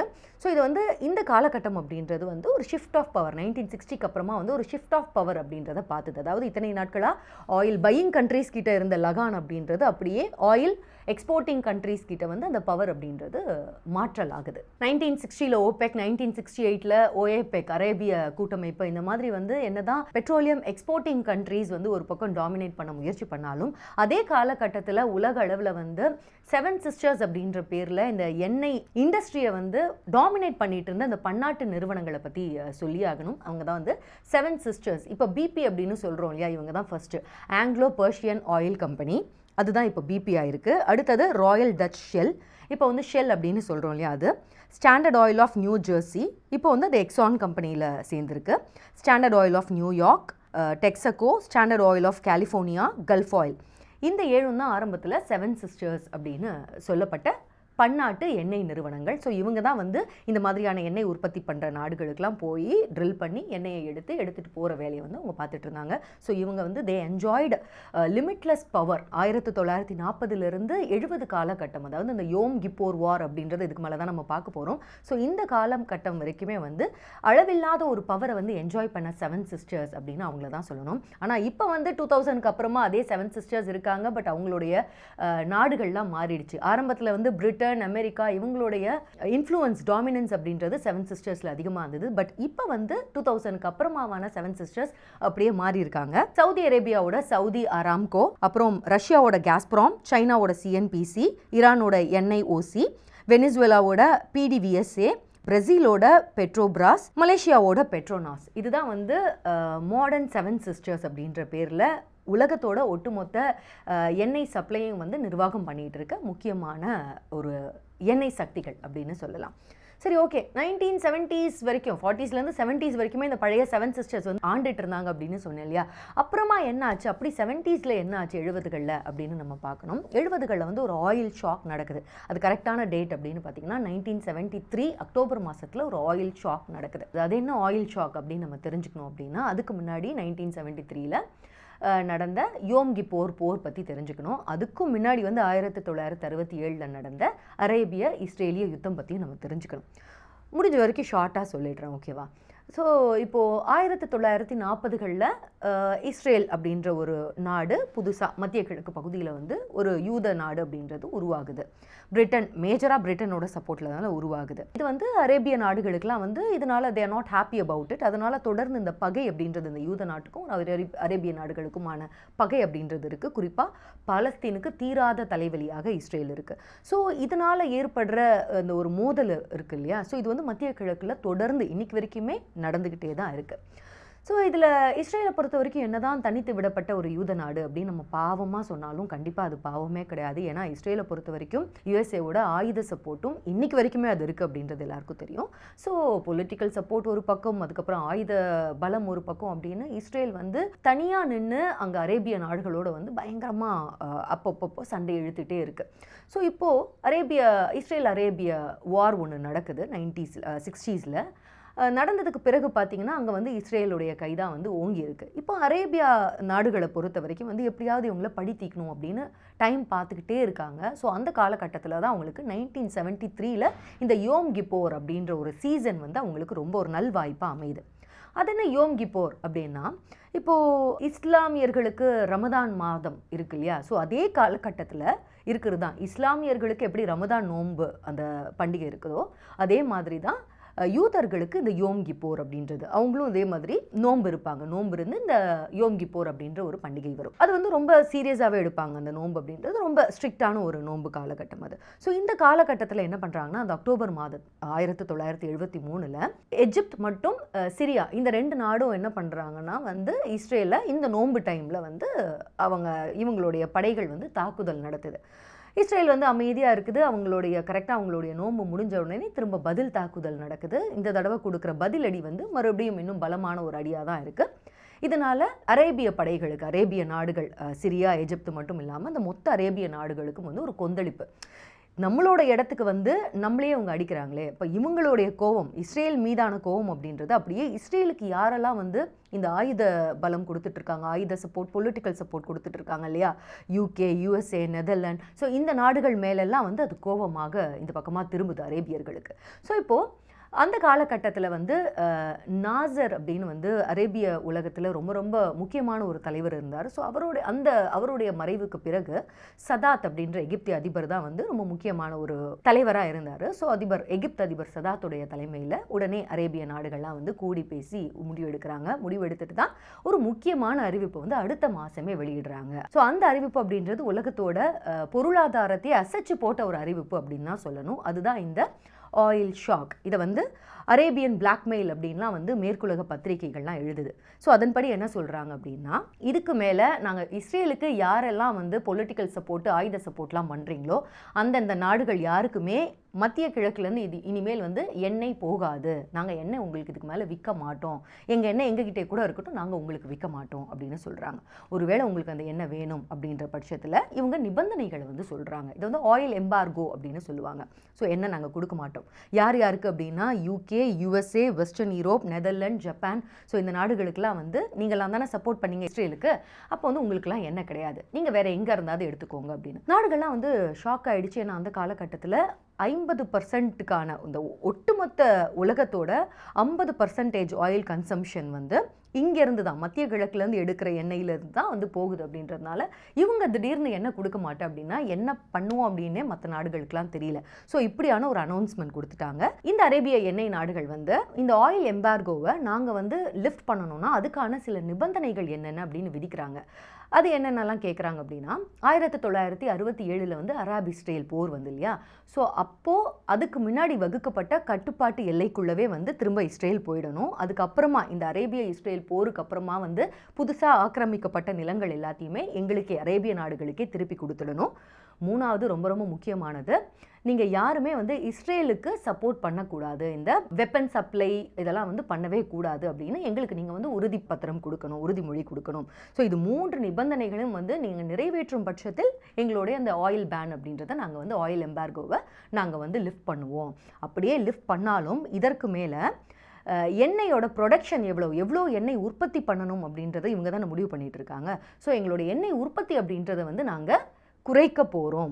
அதே மாதிரி எண்ணெயோட ப்ரைஸிங், எண்ணெயோட விலை அப்படின்றத வந்து ஏற்ற போகிறோம். ஸோ இஷ்டம் இருந்தால் வாங்குங்க, அப்படி இல்லைன்னா வேறு எங்கேயாவது வாங்கிக்கோங்க அப்படின்னு ஒரே போடாக போட்டுட்டாங்க 1973. இது வந்து ஆயில் ஷாக் அப்படின்னு சொல்லப்பட்டது. இது வந்து பெரிய அளவில் வந்து ஒரு மேற்கு உலகத்துக்கு வந்து ஒரு ஷாக்காக அமைஞ்சுது. ஏன்னா இந்த மாதிரியான ஒரு பிளாக்மெயிலாக அரேபியர்கள் பண்ணுவாங்க அப்படின்னு எதிர்பார்க்கவே இல்லை. ஏன்னா 1973 இது வந்து ஆயில் வெப்பன் அப்படின்னு சொல்லுவாங்க. அரேபியர்கள் வந்து ஆயிலை வெப்பனாக, ஆயுதமாக யூஸ் பண்ண ஒரு காலகட்டம் அது இந்த அக்ரிமெண்ட் அப்படின்றது. ஸோ ஏன்னா அந்த காலகட்டத்தில் 50%க்கும் அதிகமான எண்ணெய் வந்து இங்கேருந்து தான், மத்திய கிழக்கில் இருந்து தான் உற்பத்தியாகி ஒட்டுமொத்த உலகத்துக்கும் போச்சு. அப்படின்றதுனால இந்த மத்திய கிழக்கு எண்ணெய் இல்லாமல் இவங்களால் எப்படி இயங்க முடியும் அப்படின்றது ஒரு மிகப்பெரிய கேள்விக்குறி. ஸோ இந்த ஆயில் ஷாக் அப்புறமா என்ன மாதிரியான கான்சிக்வன்ஸ் இருந்தது அப்படின்றத பார்க்கலாம். இந்த ஆயில் ஷாக் அப்படின்றத வந்து ஒவ்வொரு நாடும் ஒவ்வொரு மாதிரி ரிசீவ் பண்ணுச்சு. இப்போ யூகேவை பொறுத்த வரைக்கும் அந்த காலகட்டத்தில் எந்தெந்த நாடெல்லாம் பிடிச்சிருந்ததோ அது எல்லாத்தையுமே விட்டாச்சு. என்னதான் வந்து 2 உலக போரில் வந்து வின் பண்ணியிருந்தாலுமே பொருளாதார ரீதியாக வந்து திரும்பவும் ரிஸ்க் எடுக்க முடியாத ஒரு காலகட்டத்தில் தான் வந்து பிரிட்டன் இருக்குது. ஸோ ஆல்ரெடி வந்து ரொம்ப அதிகமான ரெசஷனில் இருந்ததுனால என்ன இல்லை அப்படின்ன உடனே அதை வந்து பொறுமையாக உடனே அவங்க வந்து மன்னிப்பு கேட்டாச்சு. இல்லை இதுக்கு மேலே நாங்கள் வந்து இஸ்ரேலுக்கு நாங்கள் சப்போர்ட் பண்ண மாட்டோம் அப்படின்னு உடனே இந்த அறிக்கையெல்லாம் விடுறதுலலாம் அவங்க ரொம்பவே ஆயத்தமாக இருந்தாங்க, தயாராக இருந்தாங்க.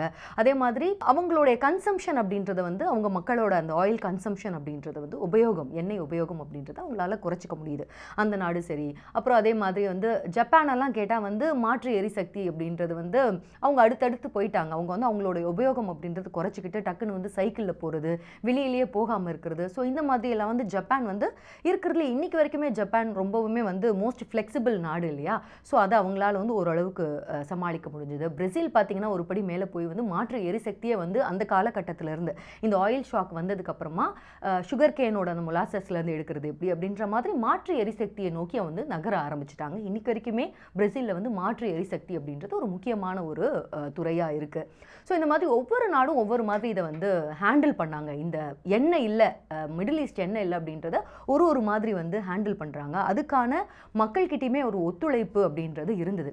ஆனால் இதில் ரொம்ப டிஃப்ரெண்ட்டான ஒரு பர்ஸ்பெக்டிவ் எடுத்தது அப்படின்னா வந்து அமெரிக்கா தான். இல்லை ரொம்ப தவிச்சு போனது அப்படின்றதும் அமெரிக்கா தான். ஏன்னா அமெரிக்காவை பொறுத்த வரைக்கும் பார்த்தீங்கன்னா வேர்ல்டு வார் 2 உலக போர்லையுமே வந்து அதிகமாக பயன் அடைஞ்சது அப்படின்னு பார்த்தீங்கன்னா அது வந்து அமெரிக்கா தான். ஏன்னா உலக போரில் எல்லாத்துலேயுமே வந்து ஆயுத சப்ளை பண்ணதும் அவங்க தான்.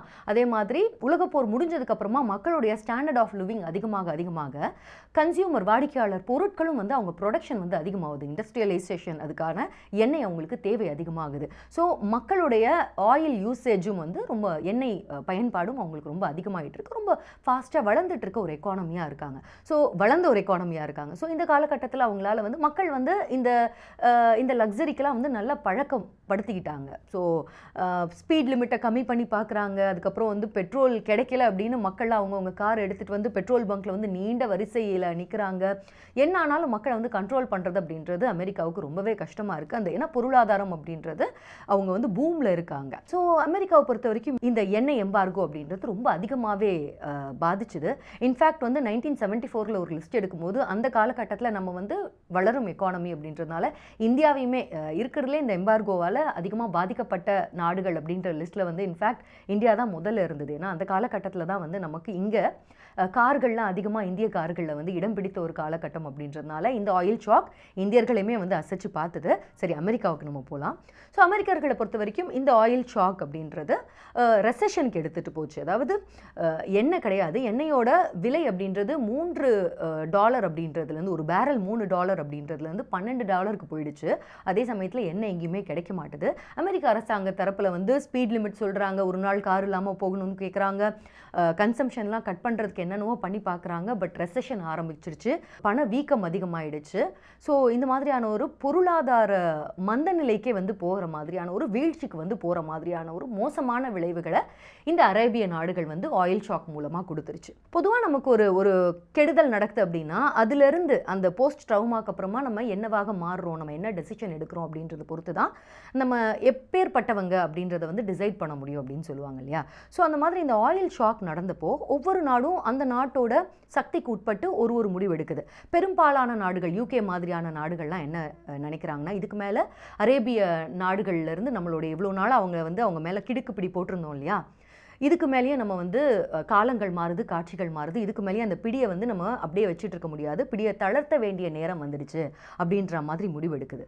பட் அமெரிக்கா வந்து எப்படி முடிவு எடுக்குது அப்படின்னு பார்த்தீங்கன்னா அதுக்கு அப்படியே ஆப்போசிட்டாக முடிவு எடுக்குது. இவங்க என்ன நினைக்கிறாங்கன்னா, ஓஹோ அரேபிய நாடுகள் கிட்ட தான் இந்த எண்ணெய் இருக்குது, ஸோ இவங்க நினச்சாங்கன்னா நம்மளுடைய பொருளாதாரத்தை அசைச்சு பார்க்க முடியும் அப்படின்ற பட்சத்தில் இதுக்கு மேலே அரேபிய நாடுகள் மேலே இருக்க, இந்த எண்ணெய் நாடுகள் மேலே இருக்க பிடி அப்படின்றத இன்னும் நம்ம இருகணும் அப்படின்னு முடிவு பண்ணுறாங்க. ஸோ இந்த 1973 ஆயில் ஷாக் அப்படின்றதுலேருந்து அமெரிக்கா கற்றுக்கொண்ட பாடம் அப்படின்றது என்ன ஆனாலும் இந்த மத்திய கிழக்கு ஆயில் ப்ரொடியூசிங் கண்ட்ரீஸ்லேருந்து கிடுக்கு பிடி அப்படின்றது வந்து லூஸ் பண்ணவே கூடாது அப்படின்றது தான். ஸோ இந்த 1973 தொடங்கி அமெரிக்கா தன்னுடைய மிடில் ஈஸ்டில் தன்னுடைய இந்த அதிகார கரங்களை வந்து என்ன ஆனாலும் ஏதாவது ஒன்று சொல்லி, உங்களுக்கு வந்து நாங்கள் எண்ணெய் எடுக்கிறதுக்கு டெக்னாலஜி கொடுக்குறோம், அப்படி இல்லைனா உங்களுக்கு வந்து நாங்கள் வெப்பன்ஸ் எல்லாம் வந்து கொடுக்குறோம். ஏன்னா அந்த காலகட்டத்தில் சர்வாதிகாரிகளுக்கெல்லாம் வந்து அந்த நியூ மணியை வச்சுட்டு என்ன பண்ணுறதுன்னு தெரியாமல் மாறி ஒருவேளை இவங்ககிட்ட வந்து வெப்பன் அதிகமாக இருக்குதோ, இல்லை இவங்க அதிகமாக நம்மளை விட வந்து கோட்டாவுக்கு அதிகமாக ஆயில் ப்ரொடியூஸ் பண்ணுறாங்களோ அப்படின்ற தொடர்ந்து ஒரு பயத்திலே இருந்ததுனால அந்த காலகட்டத்தில் இருந்த சர்வாதிகாரிகளாக இருக்கட்டும், மன்னர்களாக இருக்கட்டும், அதிபர்களாக இருக்கட்டும், எல்லாருக்குமே மாறி வந்து புதுசாக வந்த அந்த எண்ணெய் பணத்தில் வந்து வெப்பன்ஸை வந்து தொடர்ந்து ஆயுதங்களை வந்து வாங்கி ஸ்டாக் பண்ணிக்கிட்டே இருந்தாங்க. இதுக்கெல்லாம் வந்து ஒரு சோல் சப்ளையராக இருந்துட்டு இருக்கிறது அமெரிக்கா தான். ஸோ இப்படி வெப்பன் சப்ளையராகவும் இருக்கிறதும் சரி, அதே மாதிரி உங்களுக்கு டெக்னாலஜி கொடுக்குறோம், உங்களுக்கு வந்து அதே மாதிரி பாதுகாப்பு கொடுக்குறோம் அப்படின்னு ஆரம்பத்தில் சதாம் ஹுசேனை வளர்த்து விட்டதும் அமெரிக்கா தான். சதாம் ஹுசேனுடைய வீழ்ச்சிக்கு காரணமாக இருந்து அவருடைய கடைசி நாளை குறித்து வச்சதும் அமெரிக்கா தான். இன்ஃபேக்ட் சதாம் ஹுசேனை வந்து ஈராக்கை காரணம் காட்டி சவுதி அரேபியாவில் தன்னுடைய மிலிட்ரி பேஸஸை வந்து அதிகமாக்குனதும் வந்து அமெரிக்கா தான். ஸோ இப்படியாக சவுதி அரேபியாவில் மட்டும் வந்து எக்கச்சக்க மிலிட்ரி பேஸஸ் கிடையாது அமெரிக்காவுக்கு. இன்றைக்கு வரைக்குமே கத்தார், பஹ்ரைன், குவைத், UAE இந்த மாதிரி GCC கண்ட்ரிஸ் எக்கச்சக்க நாடுகளில் வந்து இன்றைக்கி வந்து ஒரு செக்யூரிட்டி சப்ளையர், உங்களுடைய பாதுகாப்புக்காக தான் நாங்கள் இருக்கோம் அப்படின்னு அங்கங்கே வந்து அவங்களுடைய இராணுவ பேஸஸை வந்து அமெரிக்கா வந்து வச்சுருக்காங்க. இதன் மூலமாக மத்திய கிழக்கு நாடுகளில் தன்னுடைய அதிகார பலத்தை, அதிகார பிடியை வந்து ரொம்ப இறுக்கமாகவே பிடிச்சிட்டு இருக்கு அமெரிக்கா. ஸோ இப்படி 20ஆம் நூற்றாண்டு தொடங்கின காலகட்டத்திலேருந்து நிறைய அரசியல் விளையாட்டுகளையும் அதிகார விளையாட்டுகளையும் மத்திய கிழக்கில் ஆடிட்டு இருந்த அமெரிக்காவுக்கு இன்னும் தோதா அமைஞ்சது தான் அவங்களோட கட்டற்ற அதிகாரமாக அமையறதுக்கு காரணமாக இருந்தது வந்து இன்னும் ஒரு ரீசன். அது என்னென்னா 1971 நடந்த வந்து பெட்ரோ டாலர் சிஸ்டம் அப்படின்றது. இது முடிஞ்ச வரைக்கும் சிம்பிளாக சொல்லிடுறேன் நான். இப்போ பிரெட்டன் வூட்ஸ் சிஸ்டம் அப்படின்னுவாங்க, அதாவது தங்கத்துக்கு நிகராக அவங்களுடைய அமெரிக்காவின் டாலரை வந்து பார்க்குறது. திடீர்னு அது ஃபெயிலியர் ஆன உடனே என்ன ஆகுதுன்னா, அமெரிக்க டாலருடைய டாலருடைய நம்பகத்தன்மை, அதோடைய மதிப்பு அப்படின்றது வீழுது. வீழ்ச்சியின் காரணமாக அந்த டாலர் மேலே இருக்க நம்பகத்தன்மை வந்து சடார்னு கீழே விழுது. இது வந்து நாட்டுக்கு நல்லதில்லை இல்லையா? ஒரு நாட்டுடைய கரன்சி வந்து வீழ்ச்சி அடையுது அப்படின்னா நாட்டோட பொருளாதாரத்துக்கு நல்லதில்லை. உடனே அமெரிக்க அரசாங்கம் என்ன பண்ணுதுன்னா, அவசரமாக 1971 வந்து ஒரு பெட்ரோல் டாலர் கான்ட்ராக்டை சவுத் அமெரிக்கா மற்றும் இந்த middle east countries, oil producing countries, OPEC நாடுகளோட வந்து கையெழுத்து ஒரு அன்அஃபிஷியலான ஒரு அக்ரிமெண்ட்டுக்குள்ளே வந்து போகுது. அது என்னன்னா, இதுக்கு மேலே நீங்கள் எண்ணெய் வியாபாரம் பண்ணுறீங்க இல்லையா, ஸோ அதுக்கெல்லாம் வந்து டிஃபால்ட் கரன்சியாக நீங்கள் வந்து அமெரிக்க டாலரில் தான் நீங்கள் வந்து எண்ணெய் வியாபாரம் பண்ணணும். அதற்கு பதிலாக நாங்கள் உங்களுக்கு வந்து மிலிட்ரி ப்ரொடெக்ஷன், அதாவது இராணுவ பாதுகாப்பை நாங்கள் உங்களுக்கு கொடுக்குறோம் அப்படின்ற ஒரு அண்டர்ஸ்டாண்டிங் தான் இது. இந்த அண்டர்ஸ்டாண்டிங்கின் படி இந்த ஒபெக் நாடுகளும் வந்து ஒத்துக்கிறது. இதன்படி பெட்ரோ டாலர் சிஸ்டம் அப்படின்றது 1971 வந்து தொடங்க ஆரம்பிச்சது, நிர்ணயம் செய்யப்படுது. ஸோ அதன் காரணமாக உலகத்தோட 80%, 80% எண்ணெய் வர்த்தகம் அப்படின்றதுக்கு வந்து டாலர் தான் உபயோகப்படுத்துது, அமெரிக்க டாலர் தான் உபயோகப்படுத்தப்படுது. கொஞ்சம் யோசிச்சு பாருங்கள். ரொம்ப சிம்பிளாக சொல்லணும் அப்படின்னா, இப்போ வந்து நான் ஒரு கார் வச்சுருக்கேன், இல்லை ஒரு 2 வீலர் வச்சுருக்கேன். அதுக்கு வந்து ஒரு 100 ரூபாய்க்கு பெட்ரோல் வேணும். அப்போ தான் வந்து ஓட்ட முடியும், நான் வச்சுருக்கிற வண்டியை வந்து யூஸ் பண்ண முடியும் அப்படின்னா. அப்போது என்கிட்ட 100 ரூபாய் இருக்குது. அந்த 100 ரூபாய் எடுத்துகிட்டு போய் நான் பெட்ரோல் பங்க்கில் கொடுத்தா அவங்க வந்து அதில் பெட்ரோல் போட போகிறாங்க. நான் வந்து போகலாம் இல்லையா, என்னுடைய வண்டி எடுத்துகிட்டு போகலாம். ஆனால் பெட்ரோல் பங்க் என்ன சொல்லுதுன்னா, நீங்கள் 100 ரூபாய்க்கு பதிலாக வந்து ஒரு தேங்காய் கொட்டாங்குச்சி இருக்கு இல்லையா, ஸோ கொட்டாங்குச்சி தான் வந்து 100 ரூபாய். நீங்கள் வந்து காசாக கொடுத்தீங்கன்னா வாங்க மாட்டோம். அந்த 100 ரூபாய்க்கு பதிலாக ஒரு கொட்டாங்குச்சியை கொடுத்தீங்கன்னா அதுக்கு தான் நாங்கள் பெட்ரோலை கொடுப்போம் அப்படின்னு திடீர்னு வந்து எல்லா பெட்ரோல் பங்க்கும் சொல்லிட்டாங்கன்னா என்ன ஆகும்னு யோசிச்சு பாருங்கள். இப்போ என் கையில் இருக்கிற 100 ரூபாய்க்கு வேல்யூ அதிகமாக, கொட்டாங்குச்சிக்கு வேல்யூ அதிகமாக? நான் என்ன பண்ணுவேன், அந்த 100 ரூபாயை கொடுத்துட்டு எப்படியா இருந்தாலும் அந்த கொட்டாங்குச்சி எப்படியாவது வந்து வாங்க தான் போவேன். அது கொட்டாங்குச்சி வந்து 101 ரூபாய் 102 ரூபாய் அப்படின்னாலும் அந்த கொட்டாங்குச்சியை வாங்கிட்டு வந்து அதை கொடுத்து தான் நான் அந்த 1 லிட்டர் பெட்ரோலை நான் போட முடியும். அப்போ தான் என்னுடைய வண்டி வந்து ஓடும். ஸோ வண்டி ஓடுறது அப்படின்றது முக்கியன்றதுனால கொட்டாங்குச்சின்றது திடீர்னு அதுக்கான மதிப்பு அப்படின்றது ஏறுது இல்லையா. ஸோ இந்த கொட்டாங்குச்சி இருக்க இடத்துல தான் இப்போ வந்து நீங்கள் அமெரிக்க டாலரை வச்சு பார்க்க போகிறீங்க. ஸோ இதுதான் பெட்ரோ டாலர் சிஸ்டம். ஓகேவா? ஸோ இந்த அடிப்படையில் தான் இந்த அமெரிக்க டாலர் அப்படின்றது வீழ்ச்சி அடையாமல் இன்னைக்கு வரைக்கும் குளோபல் மார்க்கெட்டில் வந்து அதோடைய மதிப்பை அமெரிக்கா வந்து கட்டி காப்பாற்றிட்டு வருது. ஒருவேளை இந்த எண்ணெய் ஏற்றுமதி நாடுகள்லாம் திடீர்னு ஒரு நாள் சேர்ந்து இந்த பெட்ரோ டாலர் சிஸ்டமை நாங்கள் மாற்றுறோம், எங்களுக்கு வந்து டாலருக்கு பதிலாக நீங்கள் வேறு எந்த கரன்சி கொடுத்தாலும் நாங்கள் வந்து உங்ககிட்ட எண்ணெயை வியாபாரம் பண்ணுறோம் அப்படின்னு அவங்க சொல்லிட்டாங்கன்னு வைங்களேன், மிகப்பெரிய ஒரு ஜியோ பொலிட்டிக்கல் இன்ஸ்டெபிலிட்டியை, ஒரு பிரச்சனையை வந்து நம்மளால் பார்க்க முடியும். நான் ஏன் ஃப்யூச்சரில் சொல்லிட்டு இருக்கேன், இது வந்து ஆல்ரெடி ஸ்டார்ட் ஆகிடுச்சு. சமீபத்தில் வந்து நம்ம அதிகமாக கேள்விப்படுற ஒரு வார்த்தை வந்து டீடாலரைசேஷன் அப்படின்றது. இந்த டாலரை வந்து இல்லாமல் பண்ணுறது, இல்லை டாலருடைய மதிப்பு இருக்கு இல்லையா, இது வந்து குறைஞ்சிக்கிட்டே வருது அப்படின்ற கான்செப்ட் தான் அது. அதன் அடிப்படையில் ஏற்கனவே சீனா வந்து 2008 சொல்லிட்டாங்க, எங்களுக்கு டாலர் வேணாம், யுவானில் தான் நாங்கள் எண்ணெய் வணிகம் பண்ண போகிறோம் அப்படின்னு. அடுத்தது ரஷ்யாவில் விளாடிமிர் புட்டினே வந்து நாங்கள் டீடாலரைசேஷன், அந்த எக்கானமியை வந்து அந்த டாலர் இல்லாத பொருளாதாரத்தை நோக்கி நாங்கள் நகர ஆரம்பிச்சிட்டோம் ரஷ்யா அப்படின்னு அவர் சொன்னார். பட் இந்த 2 நாடுகளுமே வந்து ஆல்மோஸ்ட் சூப்பர் பவர்ஸ் அப்படின்றதுனால அமெரிக்காவால் எதுவுமே பண்ண முடியல. அவங்க டாலருக்கு ஏதாவது பிரச்சனைனாலும் எவ்வளோ எக்கனாமிக் சாங்ஷன்ஸ்லாம் அவங்க மேலே போட்டாலுமே அதெல்லாம் வந்து அவங்களுடைய வளர்ச்சியை கட்டுப்படுத்தலை, இந்த நாடுகளுடைய வளர்ச்சியை. பட் அதே இந்த பக்கமாக பார்த்தீங்கன்னா இங்கே மாட்டினது ஈரான் மற்றும் வெனிசுவேலா தான். இப்போ இந்த 2 நாடுகள் ஒபெக் நாடுகள் இல்லையா, இப்போ இவங்க 2 பேரும் வந்து 2003 மற்றும் 2017 இந்த 2 வருஷத்தில் வந்து சொன்னாங்க. ஈரானில் 2003 வருஷம் சொன்னாங்க, டாலர் இல்லாமல் நாங்கள் யூரோ மற்றும் யுவானை எண்ணெய்க்கான வர்த்தகமாக நாங்கள் கரன்சியாக நாங்கள் உபயோகப்படுத்துகிறோம் அப்படின்னு சொன்னாங்க. அப்போத்துலேருந்தே அந்த நாட்டு மக்களுக்கு நாங்கள் லிபரேஷன் கொடுக்குறோம், உங்கள் புரட்சி வெடிக்கும், அதுக்கு அமெரிக்கா சப்போர்ட் பண்ணும் அப்படின்னு அமெரிக்கா உள்ளே பூந்தது, அதை பார்த்தோம். அதே மாதிரி தான் வெனிசுவேலா என்னைக்கு வந்து யூரோ மற்றும் யுவானை நாங்கள் பெட்ரோ கரன்சியாக ஏற்றுக்கிறோம் அப்படின்னு சொன்ன நாள்லேருந்து நிக்கோலஸ் மதுரோ வந்து அதிகாரத்துலேருந்து தூக்கி எறியப்பட்டு கைது செய்யப்பட்டு அங்கே நடந்துட்டு இருக்க அரசியல் இன்ஸ்டெபிலிட்டி இது எல்லாத்தையுமே பார்த்துட்டு இருக்கோம். ஸோ எங்கெல்லாம் வந்து அவங்க டாலருக்கும் எண்ணெய்க்கும் பிரச்சனை வருதோ அங்கெல்லாம் அமெரிக்கா வந்து யாரும் அழையா விருந்தாளியாக அந்த நாட்டில் போய் உட்காந்துக்கிட்டு முதலாளித்துவம் பண்ணுறது அப்படின்றத மற்ற நாடுகள் எல்லாமே வந்து கையை கட்டி அமைதியாக வேடிக்கை பார்த்துட்டு இருக்க மாதிரியான ஒரு சுச்சுவேஷனில் தான் நம்ம இன்றைக்கி வாழ்ந்துட்டு இருக்கோம். இப்படியாக நம்மளோட வீடியோ வந்து எண்டுக்கு வருது. எனக்கு தெரிஞ்ச அதிகமாக பிரயத்தனப்பட்ட one of the very few topic இது அப்படின்னு நினைக்கிறேன். ஏன்னா ரொம்ப ரொம்ப காம்ப்ளெக்ஸான டாபிக். அதே மாதிரி நம்ம எல்லாருமே வந்து வெறும் எண்ணெய் மட்டும் கிடையாது, இது வந்து நம்ம எல்லா உலக நாடுகளோட அரசியல் சம்மந்தப்பட்டது அப்படின்றதுனால முடிஞ்ச வரைக்கும் அதுக்கு நியாயமாக நான் ஒரு வீடியோ பண்ணணும் அப்படின்னு நினச்சேன். ரொம்ப கஷ்டப்பட்டு ரொம்ப டைம் எடுத்து பண்ண ஒரு டாபிக். என்னால் முடிஞ்ச வரைக்கும் அதுக்கு நியாயம் சேர்த்துருக்கேன் அப்படின்னு நினைக்கிறேன். இல்லை ஏதாவது கரெக்ஷன் இருந்ததுன்னா மன்னிச்சுக்கோங்க. ஏதாவது கரெக்ஷன் இருந்தாலும் நீங்கள் வந்து கமெண்ட்ஸில் சொல்லுங்கள். அண்ட் இந்த டாப்பிக்கை நான் கவர் பண்ணுறதுக்கு எனக்கு தமிழில் ரொம்ப ஹெல்ப்ஃபுல்லாக இருந்த நூல்கள் அப்படின்னா வந்து ஆயில் ரேகை, அது வந்து பா. ராகவன் அவர்களோடது. அதே மாதிரி நிலமெல்லாம் ரத்தம் ரொம்ப நல்ல புத்தகம்.